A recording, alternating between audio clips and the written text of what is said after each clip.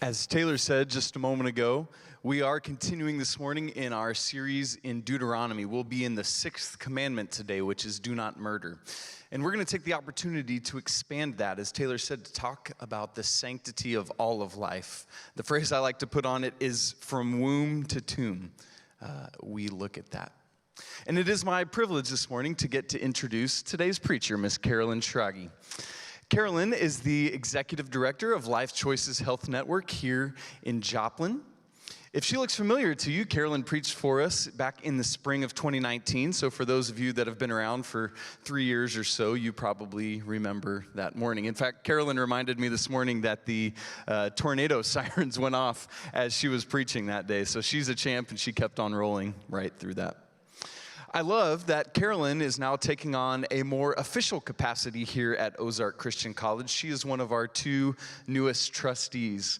And I just want to say publicly and to you that as an employee of this place, I am elated and so grateful for you serving in that capacity and can't wait to see how God will use that. One of the joys of my life is I have had the opportunity to have some firsthand encounters with Miss Karolyn. When I started college 18 years ago, I met a nice young lady named Karolyn Schrage, who was a tall, red-headed volleyball player whose family had been missionaries in Kenya. Little did I know that decades later, I would live in the same town with her parents. And so here we are. As you saw just a moment ago, my wife, Maggie, works very closely with Karolyn on the RISE Coalition. You heard Maggie talk about the victims response team. Miss Karolyn leads that up and helps advocate for these victims, making sure that they are taken care of physically, emotionally, spiritually, all these different ways. As I said, Karolyn and her family were missionaries in Kenya for 20 years. This woman has done a lot of things in all sorts of various spheres in her life. Not for Karolyn, not to point out her own name, but so that she can continue to point people constantly back to Jesus and his call on their life.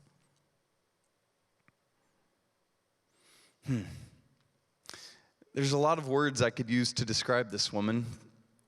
She is kind, she is humble, she is compassionate, she is fierce. You do not cross Karolyn Schrage because she does not suffer fools, and I love that.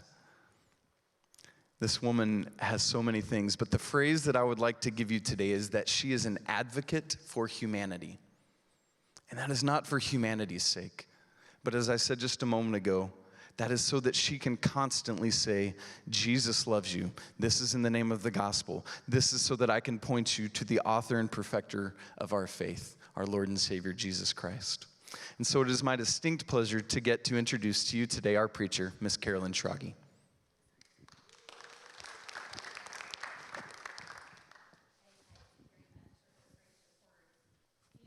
Here, after very hesitantly accepting an invitation to speak in the chapel series on sexuality, I learned that I would be sandwiched between the great orators of Michael DeFazio and the Garris duo.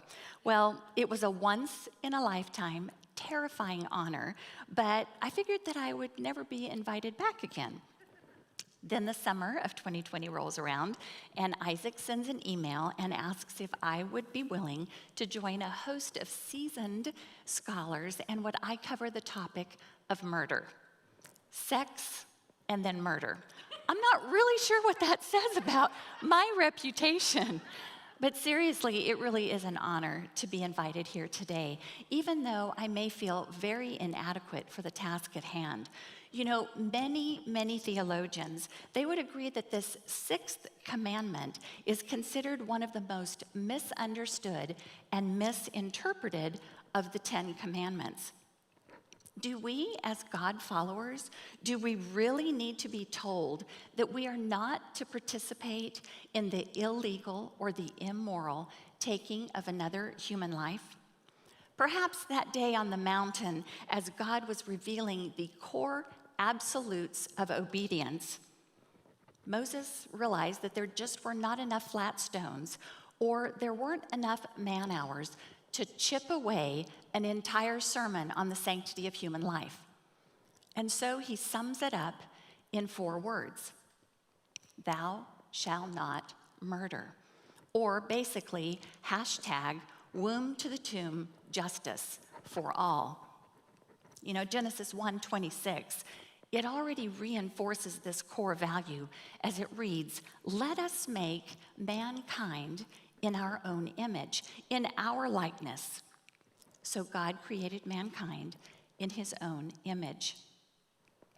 We've been given a mandate not only to value all human life, but to really seek to protect all human life within our sphere of influence, because all lives are created in his image. It sounds so simple.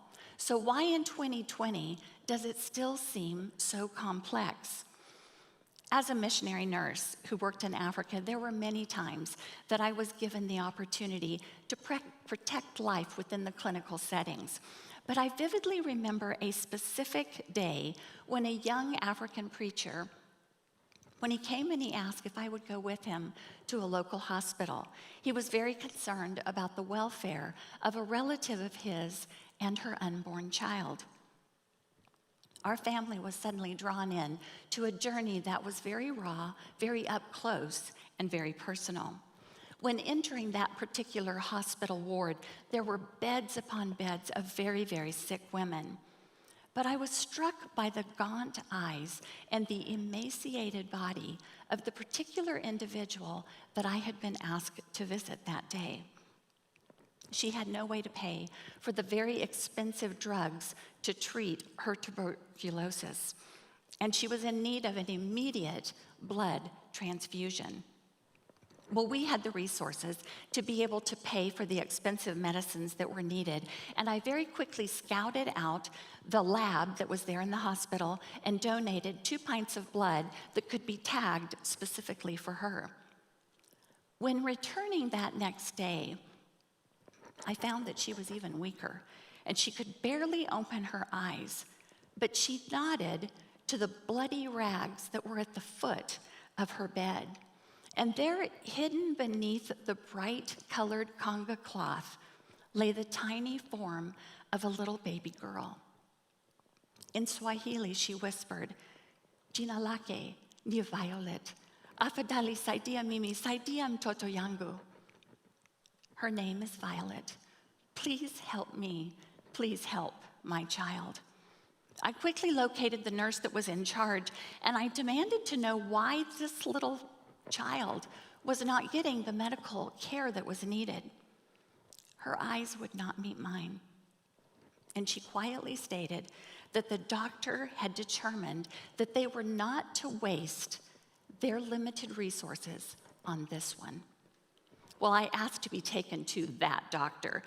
He shrugged his shoulders, said if I wanted to take care of the baby, he would release her to me. Baby Violet was less than 3 pounds. She had a severe cleft lip and a cleft palate. That night, when my husband drove in for his 2-day village seminar where he had been teaching, he walked into our home to be greeted not only by our 3 little ones, but also by baby Violet. For the next 12 weeks, we tended to baby Violet, and we made daily trips to make sure that her mom was being taken care of and getting the care she needed. When the mom was strong enough, she was discharged back to her village. And so every 2-hour feeding that we were doing with baby Violet, we worked hard to make sure that she was strengthened so that she could be reunited with her mom. We talked to physicians here in the USA to talk about reconstructive surgery that she was going to need. And I remember the day that we were able to go with our kids and go to the village and return baby Violet to her mom's arms. Our family then had to leave that region to go to the capital city because we kind of put off some things that we needed to tend to for several months. On our return back, we were met by the young preacher that was related to Violet's family. He wanted to be the first to let us know that Violet's mother had died of the complications of AIDS. The women of the village had refused to feed baby Violet because they presumed that she too would be positive for HIV. She was left to starve to death. I was so angry at these people, and I was angry at God, and I was mad that what could have been this incredible living testimony to his greatness was suddenly stolen by death. Several months passed, and I was walking along a path one day to get my little ones from a neighbor's house, and I was joined by an area church member. And after pleasantries were exchanged, he then told me that recently at their church, they'd been talking about a lot of things, and they were trying to understand how it was that a family would move from a country far away to their country, and then would choose to take in one of their own babies to feed and live with our children. He asked if I would go to the other missionaries on our team, and would I please share with them that they wanted help because the church needed to build a home for other castaway babies like baby Violet. The Bahati Children's Home became a reality, and many other children that were taken from the streets or taken from the slums were given a home, given love, and built a bridge to kingdom life. The compassion that was extended to one tiny little discarded life was used by God to bless a generation of so many. But without that heartbreaking journey of baby Violet, where would the next generation of hundreds of children be? I think it's only fair for you all to know that I've shed tears, I've lost sleep, and I've struggled to know how best to navigate a message on the sanctity of human life, especially within the Western church culture, where there are so many polarizing perspectives that have led to a lot of unkind conversations of rage and social media rants on which lives matter most and which sins of devaluing life are greater than others. If we as the church, if we can't learn to temper our conversations with grace and with compassion for each other, how can we expect the world who doesn't know Christ to possibly react in these days of turmoil? You know, today, I don't presume that everyone will know my heart, nor automatically decide not to discount my words, because I simply am not a theologian. I'm a nurse. Or because I'm female, or I'm fair-skinned, or that my age would preclude me from being considered relevant, or that I champion a pro-life effort that many would want to dismiss as political. My task today, it's not to win you over to my perspective, but rather it's to encourage, and it's rather to hopefully inspire one another that we can keep learning and we can keep working to be encouraged to affirm all lives and to collectively invest in creating a culture for life, and not just any life, but for abundant life. In a recent issue of Relevant magazine, one of the authors states, and I quote, he said, "If we are going to stand for life, do we get to pick which life we stand for? No. If we stand for life, we stand for all life. And if we say we are pro-life, we better be pro-Down syndrome, pro-Black lives, pro-autism, pro-immigrant, and even pro-persons of a different ability." The very essence of biblical justice is confirmed right here in this Sixth Commandment, a stand to value, to respect, and to honor and protect life. It's a courageous commitment to obedience, and it's not limited obedience for a once-a-year sermon on the sanctity of human life Sunday or a response to a political commercial that's put out there, but it is our daily lives of truly sharing that genuine love for others, no matter what the investment cost and no matter what the earthly outcome. You know, not only, as Isaac has said, did my husband and I serve in Africa, but I actually grew up in Africa, the daughter of OCC grads. And in my very early years, I was that minority child. I witnessed firsthand the atrocities of the apartheid. And later in my childhood, well, I was ostracized by white classmates because our family had so many friends of color. After attending OCC myself and then going on to get my nursing degree, my husband and I then went on to an unreached people group in a completely different region of Africa. And there we saw the genocide of tribalism. You know, I had to learn very quickly how to treat spear and gunshot wounds in the aftermath of many of the ethnic cleansing clashes.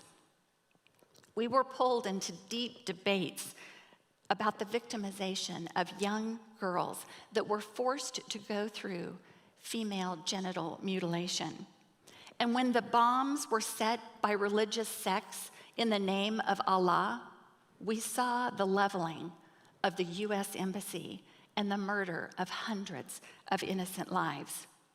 Well, when we returned to the USA 20 years later, I knew very little about the pro-life movement in America, but I was invited to apply for a nursing position to shore up the HIV and the sexual health services of Life Choices.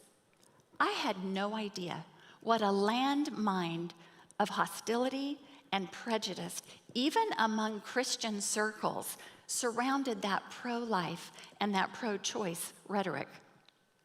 Now, working in the field of sexual health services for the last 17 years, you know, I've been privileged to work with a team that every day strives to create that safe space in our clinics so that those of all ethnicities, of all ages, of all sexual identity, religion or non-religion affiliations are welcomed and given access to compassionate medical services.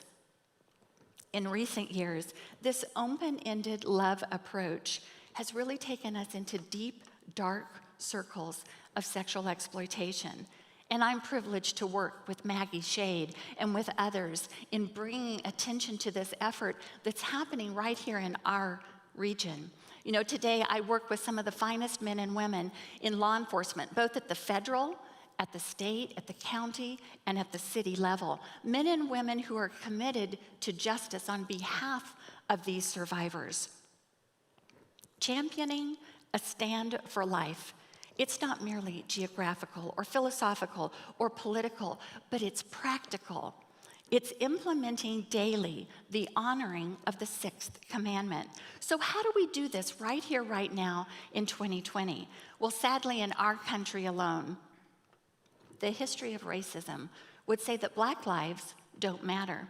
And the movement of eugenics, well, that really nudges the notion that anyone with a birth defect anomaly doesn't have a right to survive. The white nationalist movement, well, that would prompt the movement that immigrants are unwelcome and that their lives are of no value. And the pro-abortionists, well, they would work endlessly to legalize the murder of the preborn and then to justify their self-centered choice while profiting on the services that were really birthed in targeting the demise of non-white minorities. I asked Isaac, and I really wanted to bring a team of people, of my friends, that could share their different values and perspectives on the sanctity of human life. But obviously in this season, the challenges were a little bit difficult. So I reached out and had lunch with several of these friends or phone calls. And I just want to share what some of their perspectives are. TJ, he's a friend that I've known for years, and his life is transformed in so many ways from the days that he played basketball at Missouri Southern with my son, and they would often couch crash at our home. He wears a lot of different athletic titles, including a professional MMA fighter. And occasionally he'll drop by the clinic and he'll tell the front staff, "Oh, just let Karolyn know that her Black son is here." He shared from his heart the other day over lunch the reality of the social profiling and the discrimination that he and his family have felt not only in this nation, but also in this very town. But TJ has an incredible legacy of love that he wants to pass on to his very blended family. And he told me, he said, "Mom, the racial tension of our nation, it's a sin issue that goes much deeper than a skin issue." Lisa, she's a wonderful nurse. She has worked with me on several human trafficking cases. And the other day I asked if she would want to join me as I went up to an Attorney General Human Trafficking Task Force meeting. On the way up there, she shared the humiliation that's been leveled against her when people ask her as she walks into their hospital room what ethnicity she is. And when they find out that she's from China, the sting when they call her out for being a source of COVID, it's incredibly degrading to her. She shared how she has to share with her little sons that we have to put the ignorance of hatred aside and we have to show love forward every day. Over lunch the other day, a sergeant that's here with our own city police department who really serves on the RISE Coalition with Maggie and I in so many intentional ways to help with the trafficking efforts. He shared the frustration as the debate on police brutality has pitted family members against each other to such a degree that some families can't even sit around the same table. He models for his little daughters that their daddy is a man of integrity and that he will not be dissuaded from putting on the uniform and protecting others. He shared how he goes to Galatians 6 and verse 9 to not grow weary in doing what is good, and that each day when he gets into his patrol car, before he even leaves the driveway, he reads over and over Joshua 1 and verse 9. Be strong and courageous. A friend of mine who's a single mom who I've known for several years, she provides for her children by working in the adult entertainment industry. And she wrote in a public Facebook post the other day, she said, I got a reality check on who's got me and who doesn't in this COVID season. It was topped off by a drive-through of care packages from our work church ladies, or sometimes known as the sugar mamas. She said, I may have a job that most people look down on, but there are people out there like you church ladies that accept us for who we are and restore my faith in humanity. Dr. Roberts, he served as our medical director for over 22 years, and each of the thousands and thousands of ultrasounds that have been done at Life Choices over the years that we perform so that individuals, sometimes unplanned moms, unplanned dads, can see that window into the womb to reflect life. He's the one that oversees those services. He's chosen to dedicate his life to protecting the sanctity of human life. And with tears in his eyes, I have heard him say so many times, if I lose my license in defending the life of even one little child, then all the years of hard work in becoming a doctor, it's been worth it all. I spoke with a father who was told that the best thing that he could do for his other children and for his wife was to institutionalize the daughter that they had that was diagnosed with developmental disabilities. But he chose otherwise. And later that same father would sit in a crowded room and would listen to President Ronald Reagan as he shared the first ever proclamation to honor and set aside a Sunday in January for the sanctity of human life. That same father would later be invited to serve at the White House on a committee under the Clinton administration regarding the complex issues of health care for those with physical and mental and developmental disabilities. His daughter would never marry. She'd never have children. She wouldn't hold a job, and she wouldn't ever be able to live on her own. But her life was an imprint on so many others.